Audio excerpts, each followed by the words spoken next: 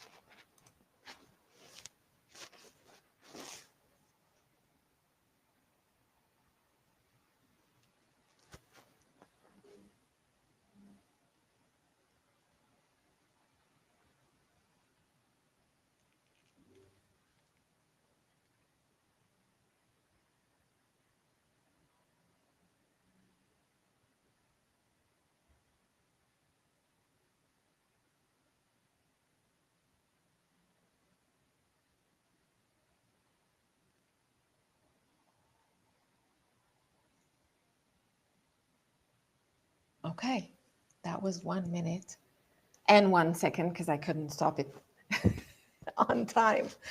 Okay, so for those of you who opened your eyes sooner, that's an interesting exercise to do. For those of you who would still have their eyes closed right now, the minute is gone. So you can open your eyes. And the whole point of this exercise is this: time is what we perceive. So it's our perception of it. Because if you think about it, we all have the same 24 hours in a day, right? It's just our perception of time that can make the difference between us feeling like we have plenty of time or feeling that we don't have enough time. So, for those of you who took this exercise and you open your eyes sooner than the countdown to 1 minute, like I do that sometimes, and I think I don't have enough time because that minute for me is contracted, and for you, it might have been the same, right? So, the actual minute for you lasts shorter, and then you rush into things, and we need to do things in a hurry because we feel that there's not enough time. For those of us who stay longer with their eyes closed past that 1 minute threshold, well, that means that our perception of time is that the minute is longer, and because a minute is longer, then I feel that I have enough time. I have plenty of time. So the risk with that is that I might not be able to plan my tasks properly because I think I have plenty of time, and I might actually not have plenty of time. So when we talk about time management, I think, again, I love starting with defining things before we start talking about them. Again, 15 years, more than 15 years of working with lawyers in international law firms taught me that you need to define things before you start talking about them. So here are some definitions for time management. And I hope you can see that. Okay, you can. So managing time effectively so that the right time is allocated to the right activity. And now the whole point of the how long is your minute exercise is this: how am I able to allocate the right time to the right activity if my perception of time is so volatile? How will I know? So it's important to first know what our perception of time is so that we can allocate the right time to the right activity. And then another one is that time management is a set of principles, practices, skills, tools, and systems that work together to help you get more value out of your time with the aim of improving the quality of your life. So that is huge because it talks about value and it talks about quality. So if our way of managing our own time, of allocating the right time to the right activity, does not give us more value of our time and does not help us improve the quality of our life, then why do we even want to do it? What's the whole point of managing time? Which we know we're not actually managing time, but we are managing ourselves. I think this is the true definition of time management, self-management. Because in fact, think about it. What are we managing here? We're managing our perceptions. We're managing our expectations. How much do I want to get done in that amount of time? We're managing our targets, our goals, our tasks. We're even managing our distractions. And that is important because it takes us to one important point of today's session, which is time wasters. And for those of you who will click the link in the description of the video, you'll be getting the handout. And then on page 3, you can actually, after this session is done, you can go there and identify your time wasters. Because these are your distractions, and your distractions take a lot of your time, right? So when that happens, you want to eliminate distractions because you want to make more time. We talk about how can I make more time? Well, you have to do something. You have to drop some weight so that you can actually make more time. You need to eliminate some of your distractions because distractions are time wasters, and also distractions are, guess what? Your not to-do list. That's what distractions are. We talk about plenty of to-do lists. Maybe you have, I don't know, 1, 2, 3, 4, 10, it doesn't matter. How many to-do lists do you have? When we talk about eliminating distractions, we talk about our not to-do list. And then think about what it is during your workday that distracts you. It can be phone calls, all of the social media and all of the notifications that you're getting, emails that may interrupt you, other kind of interruptions. People asking you, maybe if you have family around you, if you have kids learning at home, maybe they interrupt you. So it's good to know when these distractions occur. And so what would be some distractions that you can eliminate, and what would be some distractions that you can't eliminate, but then you know that you cannot plan important work around that time because you know that you will be getting that sort of distraction. So whatever they are for you, I really encourage you, download the workbook, the handout at the end of this session. Take a look because there's a full list of distractions in there, and you can check what your distractions are, what your time wasters are. And then you have a pretty good idea also what time of the day they occur. And then you plan around those that you cannot eliminate completely. And then the ones that you can eliminate, like social media. I'm not going to check my social media in the morning when I know that I need to get a lot of things done at work. So that I can eliminate forever in the morning. I can do that in the evening or whenever that works for me. Another important thing will then be the time management component, which is prioritization and planning and execution. So if you do want more on how you can prioritize your to-do list, once you've settled for your not to-do list, so you're aware of your distractions, you're aware of your not to-do list, and then you can actually create your to-do lists. I will put the link to the full course on time management because we don't have time to go through everything right now. It's funny how a time management course can also take time, but it's like it takes time once, and then you actually learn how you can make more time recurrently. So what we are going to talk about now is going to be just the execution part.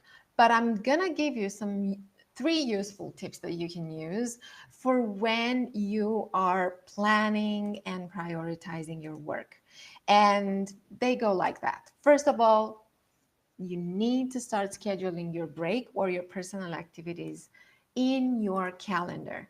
And the reason I say that is because, well, first of all, again, when you work virtually, you have a lot of other things around you that you probably need to take care of. It's not, especially, again, especially for people who have their family around them, who have their kids around them, you need to also plan for your time that you need to take your kid to school or take them back from school, bring them back from school, right? That will be an activity in your calendar, because if you need to do it, then it's crucial for you to know that you are going to be away from home and you cannot take, I don't know, virtual meetings, for instance, or you will not probably be able to focus on a big chunk of your work because you're going to be away for, I don't know, 20, 30 minutes, whatever it takes you. So all of these will help you schedule the right way so that you don't get overwhelmed. Sometimes it's, again, our perception of how are we going to handle everything can either help us or prevent us from organizing ourselves properly. So if I know when I need to take a break, when I need to go somewhere because I need to drop my kid to school or bring them back from school or whatever that is, it's important for me to know, because then I don't schedule anything else around that time. Um, Also, try to schedule similar activities in one day or consecutively. For instance, you can schedule, if you have virtual meetings, and you might have 1, 2, 3 virtual meetings, 4, 5 during the day, right? What you can do is schedule them either on that same day or one after the other, because it's the same kind of activity.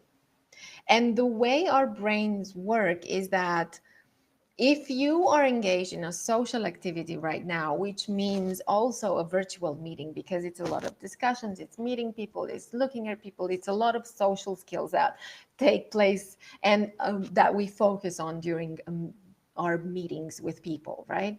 So after that kind of activity, it actually takes me about 20 minutes to be able to focus on a different kind of activity. So if I move from talking to people to working on a project where I need to focus, I need to structure it properly, I need to think about it. So it will be a lot of just focusing on that and closing down communication. It will take me about 20 minutes to be able to focus on that new type of activity. So as much as possible, try to schedule your activities in chunks depending on the type of activity. So ideally have meetings in one day or one after another, and then take a break and then schedule some focus time.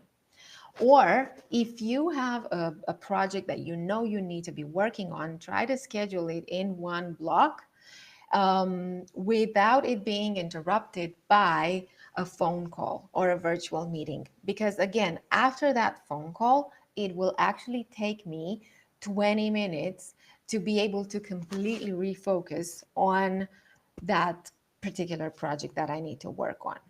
And then third, focus on one task and then move on to the next. So basically minimize multitasking, because again, for us to be able, multitasking works with the same kind of activity. So when we have virtual meetings, that's when we also multitask, right? Because I'm paying attention to what I see on screen. I'm paying attention to people who talk. I'm paying attention to what I'm hearing, but I'm actually paying distributive attention to all sorts of activities that happen for that particular meeting, for that particular type of activity. So try not to multitask between hearing somebody telling you something and you focusing on writing your next agreement. Because that kind of multitasking actually doesn't work. And we end up doing half the job, and we end up spending more time for each of them because we need to catch up on the things that we missed.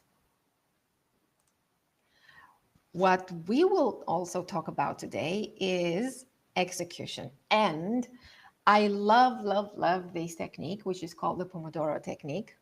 And again, check the link in the description of the video, get the handout, and you will have the full technique that I'm gonna talk to you about here in the handout. So the way it works, first of all, it's a technique that was developed by Francesco Cirillo in the late 1980s. And you can compare it to the salami slice, right? You have a full salami, you don't eat it in full, you eat it slice by slice. So basically what this technique does is it teaches us to slice down, to chunk down our activities. And it's especially useful for those of you who do have a lot of interruptions during the day, or because you work from home, again, you might have family members distracting you from working, and you still need to do the work. You still need to finalize that big project that you have to work on. So this technique is going to be super useful for you. And how it works is this. So first of all, you decide on the task that you are going to be working on, and then it needs to take at least 20 minutes for you to do it, right? So it's not just a 10-minute phone call or email or whatever it is. It needs to take you at least 25 minutes to do it. And then you start a timer. You can start the timer on your phone. There's also some apps that you can use on the Pomodoro technique. You set the timer for 25 minutes, and then you start working on the task. And this is what we call a Pomodoro. So a Pomodoro is going to be 25 minutes. And then the whole point of it is that you can never do half of it, right? So you set your Pomodoro, you don't do half of it. The whole point of it is to do it in full. And you don't work on anything else. So you have the task, you set the 25 minutes, and then off you go. You start working on it. If you do get distracted during the 25 minutes, try to bring yourself back to work, right? Or if you cannot and you need to stop working because of that particular distraction, then when you get back, you reset to 0 and start another 25-minute chunk. When the 25 minutes are over, you just take 5 minutes break. You can go drink some water or stretch or celebrate, do a happy dance, a power pose, because we talked about power poses last time. And afterwards, you can decide if your task is completed, then that's it. You can decide on your next task and set a Pomodoro for that. If you still need to work on that first task that you set the initial 25 minutes for, then what you can do is schedule the next 25 minutes and continue working on that task. And you schedule these chunks so that you can actually finish the task. What this does, and I will also share with you the Pomodoro Technique tracker. It's in the handout. So just click on the link with the description of the video and get the handout. because you will also have the tracker, and then you can plan for your tasks and your activities. And then you can also see what the tracker helps you with is that you can also see how long it actually took you, how long you thought it would take you, and then how long it actually took you, so that the next time that you have to do a similar kind of task, you know how to allocate the right time to it, and you can plan more effectively. Again, time management is allocating the right amount of time to the right task. So, knowing how long a task actually takes you, that's crucial, that's huge, and it's super, super helpful. So, the why I love the Pomodoro technique is that it helps you focus on the stuff that you need to do. And 25 minutes is long enough for me to be able to work on something and focus on it. And it's short enough for me to also be able to ignore some of the potential distractions that I might be getting. If I have that chunk of time blocked in my calendar for 25 minutes, then I will be working on it until the 25 minutes end, and then I can check my messages or my phone calls or anything else.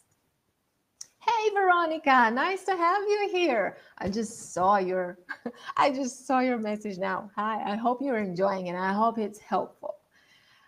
Okay, so we're almost done. So what I want to tell you, definitely check the link in the description, get the resources because I'm sharing the handout. You're getting all of the distractions and checking the distractions and identifying what they are for you. Also, the Pomodoro technique and the Pomodoro technique tracker. There will also be some books that I recommend there and some useful links for you to use. And you can also, by the way, try to do the exercise that we did at the beginning of this. Try to do it with your team because it's fun. And then you can understand what your perception of time is, what each of your perception of time is. And if you want more of what we're doing here during the full masterclass series last week, this week, and next week, I really encourage you to check out the Lead for Legacy League. It's the global online group program for management and leadership development. So you're getting a lot of courses. By the way, 250 plus award-winning online courses just for you, and those are in leadership and sales and customer service. We talk extensively about all of the stuff that we're covering here in the masterclass. The advantage of the league is that you're getting also group coaching and you're getting to talk to peers and have discussions and brainstorming and networking and get inspiration from speakers in various industries that we're inviting in the league, so that you feel that you're taking control over your success. It's not that dream of having a dream career, building a dream team, building a dream business, and building really the dream you, that doesn't have to turn into a nightmare. So this is why we have the league. I'm happy to tell you more about it. Message me if you want to hear more about the league. And then next time, which is tomorrow, we are talking about managing your team. So we're gonna go through some ideas of how you can choose the right team members for your team, what you need to look at, how you can develop your team, and what are some effective ways of working together virtually as well, and building a dream team in uncertain times. I think, we will probably not have just certain around us. I mean, change is the only constant. Now it's just that it has a crisis on top of it. So, but other than that, change has always been around here. So come back tomorrow, and we're going to discuss more about how you can manage your team effectively. Until then, have a wonderful, wonderful day and a wonderful, wonderful month. It's December, people. It's December. I can't believe it. Okay. See you around.